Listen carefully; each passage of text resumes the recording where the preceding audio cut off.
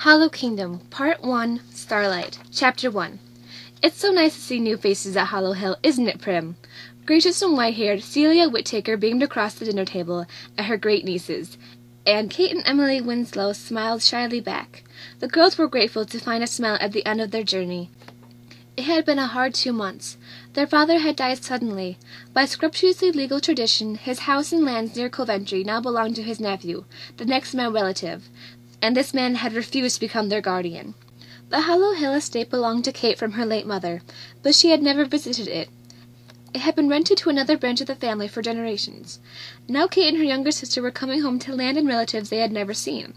Hugh Roberts, a bachelor cousin of their mother's, had become their legal guardian, and the 2 great-aunts, Celia and Prim, had agreed to raise the sisters. Excited and exhausted, Kate and Emily tried to eat their meal. They had arrived only minutes before. Days of bouncing along in a carriage, nervous and bored, had carried them from their father's tame green meadows to this remote country. Last night they had stayed in a little village on the shore of Hollow Lake. The innkeeper had pointed across the great oval lake to the forested hills beyond. A high, bald promontory faced them on the other side, and cliffs and bluffs tumbled haphazardly down to the smooth surface of the water. "That's Hollow Hill land, miss," he said to Kate. "The tall rocks there, that's the hill itself. But it'll take you all morning to get around the lake and forest. No roads go through the woods by the hill. They'd not dare put a road there." "My land," thought Kate, in surprise. She hadn't expected it to be so wild. "And what a beauty you are, my dear," Aunt Celia said to Kate. "You favor your mother, doesn't she, Prim?" She was slender and small-boned, too, such a graceful woman. She had the pick of the men in her day. Kate tried to smile at these kind remarks, but she found them rather embarrassing. She didn't think of herself as a beauty, although she knew her mother had been one. In fact, Kately was uncommonly pretty. Her long blonde hair formed small curls around her face, and she had a dignity and poise unusual for her age. Perhaps this was because she had spent so much time with her father. That lonely gentleman had lavished hours each day on her education.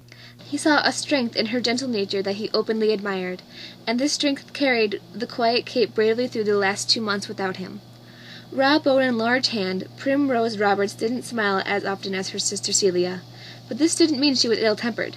She studied the blushing Kate, noting the fair skin and large dark blue eyes. "Now you know Kate's mother was dark, Celia, with that black hair. I think you're like your mother in your build, though. Such a little thing she was." Kate sighed. She hated being so short. No one but her father seemed to take her seriously. "I think you must favor your father, dear." Aunt Celia had turned to Emily. The younger sister frowned by way of answer. Thin and dark, Emily certainly possessed her sister's strength of will, but she didn't always use it quite as sensibly. Her narrow face was very expressive, and her conduct often unexpected.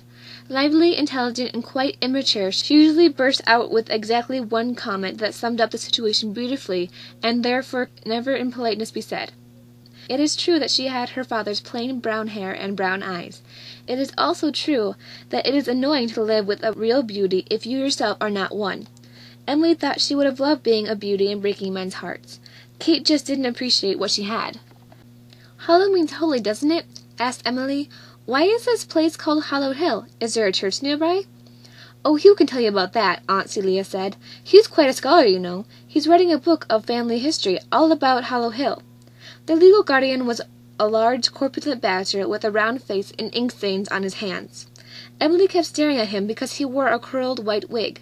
No one but lawyers and grandfathers wore wigs any more. Except for the bear's pleasantries, he had been silent since their arrival. He brought a book to the table and was reading it as he ate, his spectacles resting low on his nose. Now he raised his pale eyes from the pages and glanced specifically at Emily. "I don't suppose someone of your age and gender is going to sit through a linguistic analysis," he remarked. Kate saw her little sister's face darken and spoke quickly to prevent a catastrophe. "We'd love to hear about Hollow Hill's name," she protested with a bright smile. "Place name etymology is so fascinating. The words come out of Old English, don't they? So the name can't date back to Roman times, but it can certainly predate the Norman conquest." Hugh Roberts fixed Kate with a critical stare. She noticed an ink stain on his nose and hoped her sister wouldn't mention it. "So we've read a book or two," he commented dryly. "Yes, the word hollow is Old English, but we don't know that hollow or holy is what was intended at all. Perhaps hollow is what was meant. Some early documents call the bald peak behind this house Hollow Hill, and there certainly are caves throughout the area. And Hollow Lake may just be a short way of saying the lake by Hollow Hill."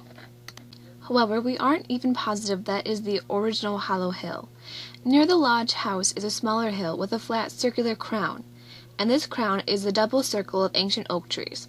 The site is obviously an important Druid center. There are those who say it is the real Hollow Hill, but probably to the earliest inhabitants this whole region was sacred. It has never been mined, the trees have never been logged, and the locals retain to this day a tremendous superstitious lure about the area. Calling something hollow for hundreds of years has a way of making people treat it as holy, whether it really is or not. He picked up his book again. It's a fascinating human phenomenon, the tenacious preservation of ignorance, he remarked caustically, and ignored the conversation around him for the remainder of the meal. In another half-hour, Emily and Kate found themselves back out in the sunshine, facing another carriage ride. Their guardian lived in this large estate house, the Hall, but the girls were not to live here with him. They were to go to the smaller house, the Lodge, where their great-aunts lived. The hall faced a large, open green that was not in the least interesting. It contained rigidly geometric pebbled walks, square garden beds, and bench seats set primarily by the straight, tree-lined borders. But the grounds to the sides and back of the house began rising at once into small, tumbled hills, and through the windows of the dining room the girls had seen tantalizing views of a shady terrace, moss-covered rock walls, and paths disappearing into the dim forest that reached down and enclosed the hall on 3 sides. Kate and Emily were wild with delight at the thought of those secret paths winding through the primeval woodland. They could hardly bear to climb into the carriage for the sedate jog over to the lodge. The ride proved more satisfying than they had expected. The gravel track passed the front of the hall and rapidly left the depressing tidiness of the green behind. It skirted the very edge of the forest and rose and fell with the unevenness of the landscape, providing a view on one side of the wind-blown meadows full of wildflowers, and on the other of those gloomy, green-dappled forest steppes that they had already longed to explore. The track passed through a grassy orchard as it climbed a steady slope, and the lodge house stood before them, shaded by large, well-trimmed trees. Kate and Emily stared up at the big white house. Emily was surprised by its size. Hearing that she was to live in the small lodge house, she had expected to see a 2-room hut. The lodge had 3 stories, the top one peering out through the small dormer windows tucked under a steep gray roof. The front door was exactly in the middle, and all the tall windows up and down were perfectly matched and symmetrical. Over their heads and over the house swung large, thick boughs of great shade trees, casting an ever-changing net of shadows, and the sun on the ground below. Kate listened to the gentle rush of the wind whispering through the leaves and branches. She felt it settle into her soul, and fill some lonely place there. The lodge was a very ordinary square house designed to provide 4 spacious rooms on each floor, with a hallway down the middle. The front door faced a straight hall and staircase, which began about 10 feet inside it. Kate, standing on the rug, could see right through the back door, which stood open to let in the breeze. On her left was a parlor, on her right a dining room, open to each other by the full width of entry.